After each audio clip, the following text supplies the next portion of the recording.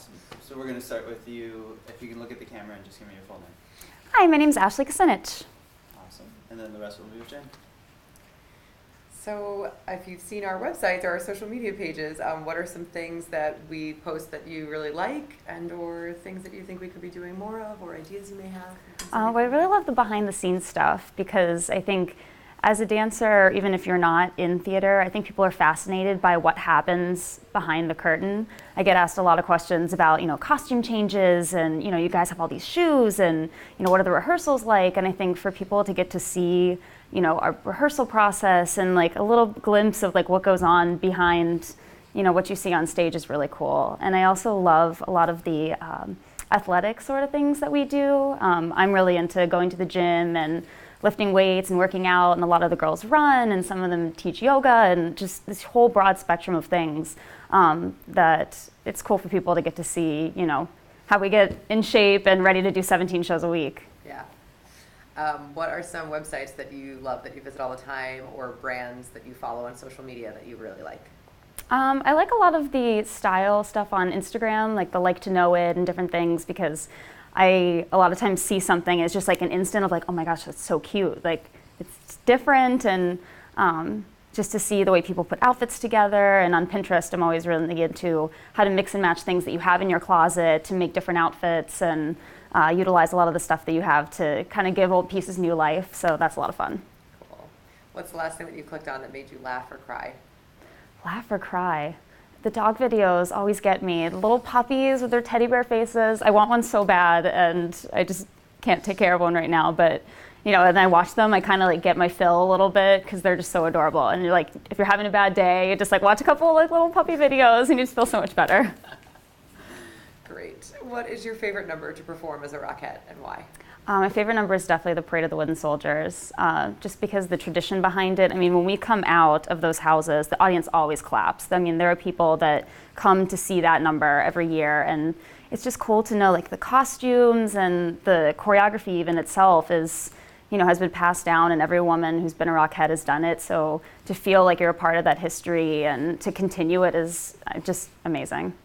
What's your favorite part about being a Rockette?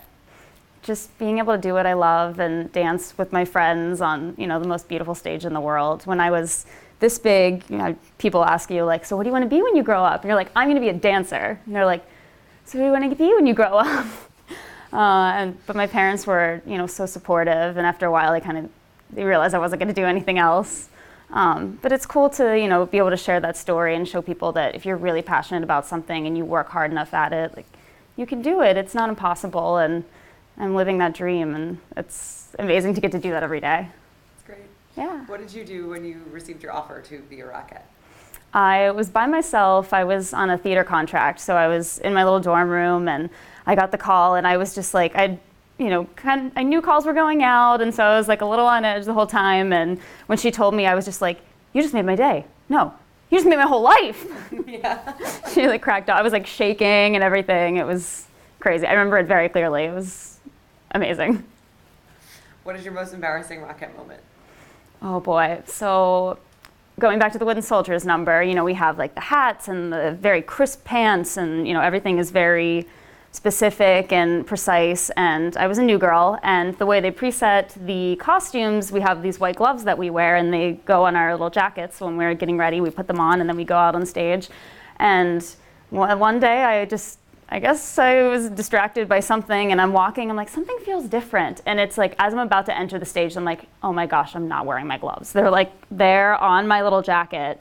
And so of course I'm like, you're the newbie, so it's like rookie mistake, and everyone's like wandering around like, ha ha ha, like they can see me, and like, there's nothing you can do. You have these white pants and just these naked hands that you just have to like grin and bear it. I never forgot my gloves again after that, never. That's funny.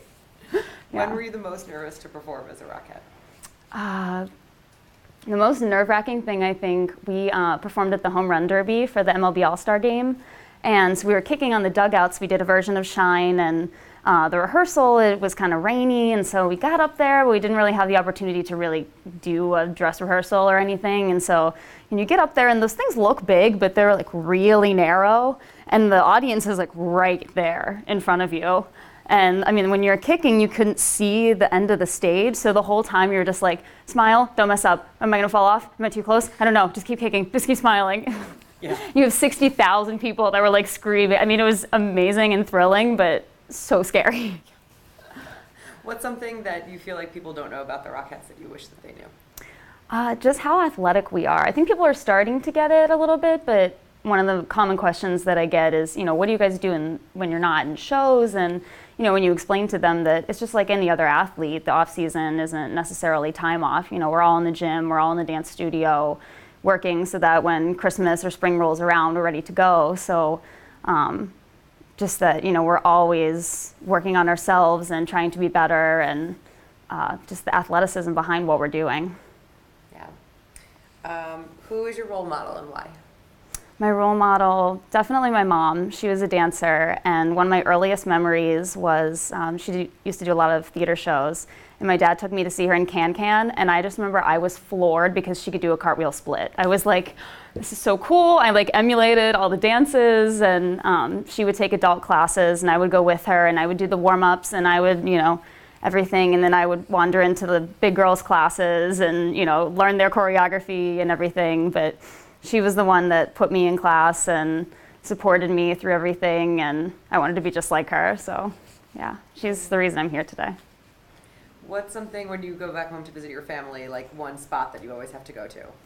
I have to go to Primanti Brothers. Most people outside of New York know it as the place that puts the French fries on the sandwich, because I think people that aren't from Pittsburgh think we put French fries on everything. It's partially true. But it's just like Italian bread, and then you get your fish, your chicken, or your steak or whatever, and they put the fries and coleslaw on the sandwich. It sounds really gross, but it's incredible. And when I go home, I love my home cooked meals, but I have to have my Black Angus from Primanti's. It's amazing. Yeah. Can't get it anywhere else. What is a unique Christmas tradition that your family has? Probably that, they come here for Christmas. Every year growing up, we had our Christmas Eve party and all the things that we used to do. And then when I started doing the Christmas show, they kind of threw all that out the window. And now they carry all of our presents up the 4 flights of stairs into my walk-up. And Mom cooks Christmas dinner in my apartment. And it's so cool because, you're in New York, but it just has that homey feeling. Having them there and just the feeling and the energy of it it's just cool to do that every year and to have them here with me for the holidays. Cool. What's your New York City hotspot? Somewhere that is lesser known or off the beaten path a little bit, but you just love going here in New York and it's your happy place? I actually just discovered it recently. I lived in Harlem for 4 years, and I didn't know this place existed until a few months ago. The Conservatory Gardens in Central Park, it's off of 105 and 5th. And you walk in and it's just this gorgeous, beautiful oasis. And there's a fountain, and they have French garden, English garden, Italian garden, and you can't play music out loud. You can't, it has to be a quiet place, and it's just, you feel like you're somewhere else. It's amazing. So definitely have to go there. What is your craziest New York City story? This would only happen in New York. Oh, geez. I don't know if I've had anything really crazy. I did meet a guy at a bar that, we were just sitting, making small talk and talking about the Steelers or whatever, and it turned out that he had grown up in my hometown. Yeah. And we were 10 minutes away from each other our entire lives, and then, of course you would meet in New York when you're, that far away. I can't think of anything super crazy, but just those weird New York moments. Yeah. Okay, stand up, we're gonna play a game. All right, let's do it. I have to grab my thing. Oh, I have my wrapped around. 1 second. Sorry, I tried to fix that. We were trying to be liberating, and it, went awry.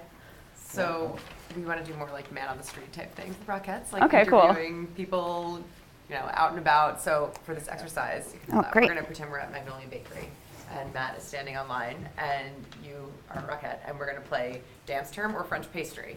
Oh, okay. So here's a bunch of dance terms and French pastries, and you can pick 3 of them and quiz Matt. All right. Coming. All right. Hi, sir. What's your name? Hey, I'm Matt. Matt? Sorry. I like to see. I like to see. Okay. Oh, okay. Cool. Take 2. Right. Hi, what's your name? Hey, I'm Matt. I'm Ashley. I'm a Rockette. Nice to meet you. Oh, awesome. Nice We're to going to meet play you. a game. We're here at Magnolia Bakery, and this game is called French Pastry or Ballet. Okay. So the rules of the game are I'm going to give you a word, and you're going to tell me if that sounds like a ballet term or if it sounds like a pastry. Okay.